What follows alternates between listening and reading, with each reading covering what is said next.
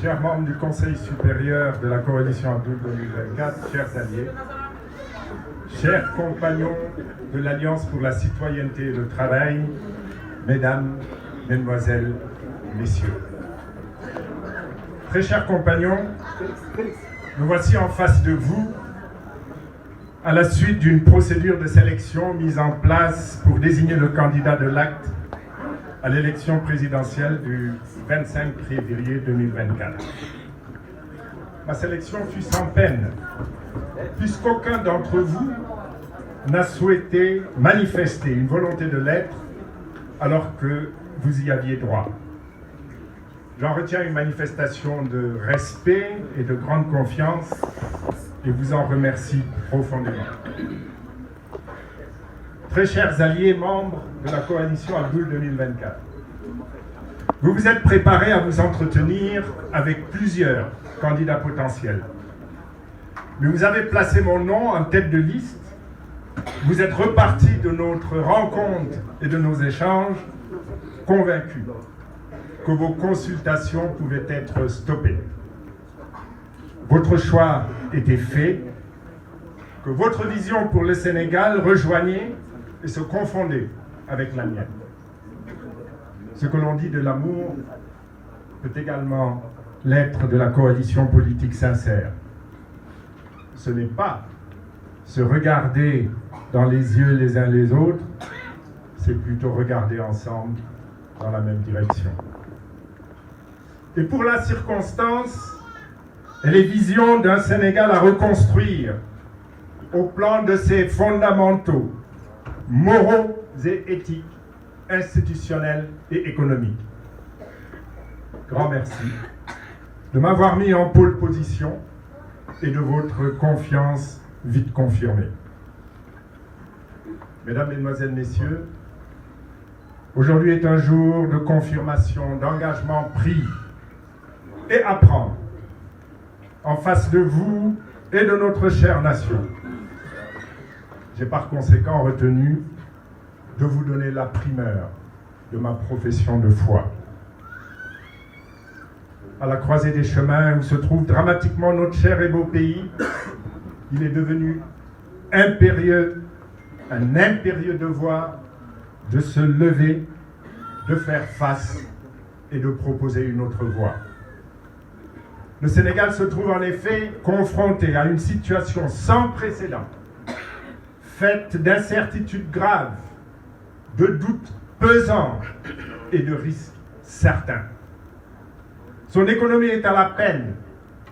Les statistiques officielles jurent avec la situation réelle vécue par les populations, caractérisée par une chute des productions agricoles, un record absolu atteint par l'inflation des prix, notamment des denrées alimentaires et de l'énergie, une création insuffisante d'emplois, un accès aux soins devenu chaque jour plus difficile, une urbanisation mal contrôlée avec ses conséquences en termes d'indisponibilité de services sociaux de base, d'assainissement quasi absent, d'inondations récurrentes et de spéculation foncière sur fond de grave corruption.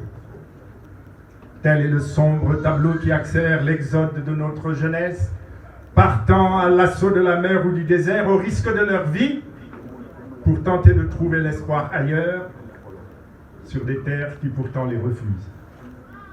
Mais le désespoir est inévitable lorsque toutes les portes de l'espoir ont été fermées.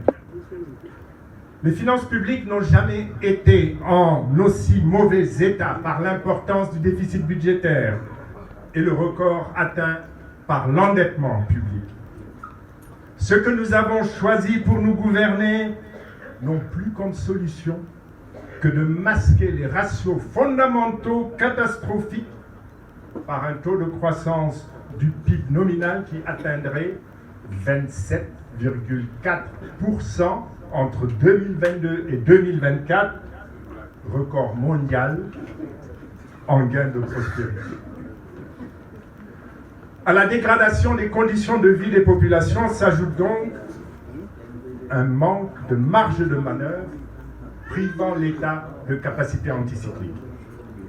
c'est sans doute dans cette souffrance et ce manque de perspective et d'espoir qu'il faut voir les causes profondes de l'apparition de fortes tensions politiques ayant ébranlé la démocratie sénégalaise ces dernières années, avivées par des attitudes de nos gouvernants, source de recul démocratique refusées par notre peuple. Par des déclarations publiques, j'ai souvent prévenu du mur dans lequel nous menait une gouvernance faisant une trop large part à l'intérêt personnel et politicien plutôt que général. Là se trouve le sens de l'ardent engagement qui m'a fait cesser d'être simple citoyen pour devenir acteur politique comme nombre d'hommes et de femmes qui partagent la même vision. Ma volonté de servir notre parti autrement que je ne l'avais fait jusqu'à la veille de mon entrée en politique est demeurée intacte. Demain me laissera constant dans ce choix d'achever ce que je considère comme une des dernières étapes majeures de ma vie d'homme en me mettant au service d'un sacerdoce. Donner de ma vie et de tous mes autres moyens à une politique autrement conduite dans notre pays. Mon expérience professionnelle fut longue. Pendant que s'écoulait son temps, je me suis en toutes circonstances efforcé de demeurer fidèle à une ligne de conduite. J'ai placé et place le respect de ma parole, de mes promesses, de mes engagements, de la vérité au-dessus de toute valeur humaine.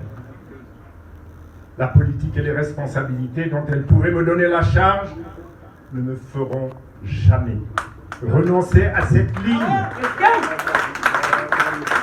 Ne me feront jamais prendre le risque d'éroder ou de sacrifier une réputation bâtie sur une longue période avec le souci de ne point trahir un précieux héritage de vérité, de fidélité aux valeurs de travail et d'éthique, à la fois biologique et spirituelle. Alors, chers concitoyens, n'ayez crainte.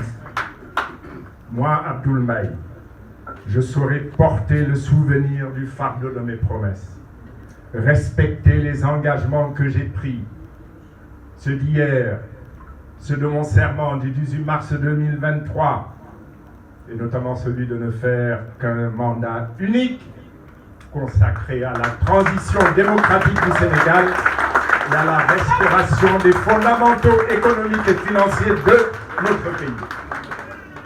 Je vous en rappelle le contenu en me citant. Je jure devant Dieu, subhanahu wa ta'ala, devant mon peuple, devant ma famille, en face de vous qui avez décidé de m'investir de votre confiance, que si par la grâce divine je deviens président de la République du Sénégal, à la tête de l'équipe qui m'accompagnera pendant mon mandat, je respecterai et ferai respecter la loi. Je réformerai la loi lorsque créée ou modifiée pour satisfaire des intérêts personnels. J'œuvrerai par une réforme constitutionnelle pour la construction d'une véritable séparation des pouvoirs, fondement de toute réelle démocratie. Je soustrairai la justice aux instructions venues du pouvoir exécutif et prendrai toute mesure pour la rendre indépendante des partis. Je lutterai contre toutes les formes d'injustice dès que constatées ou que j'en aurai été informé.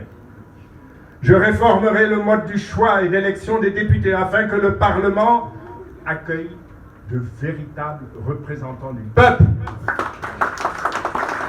Je soumettrai le choix des membres du gouvernement au respect de critères d'honnêteté et de compétences prouvées.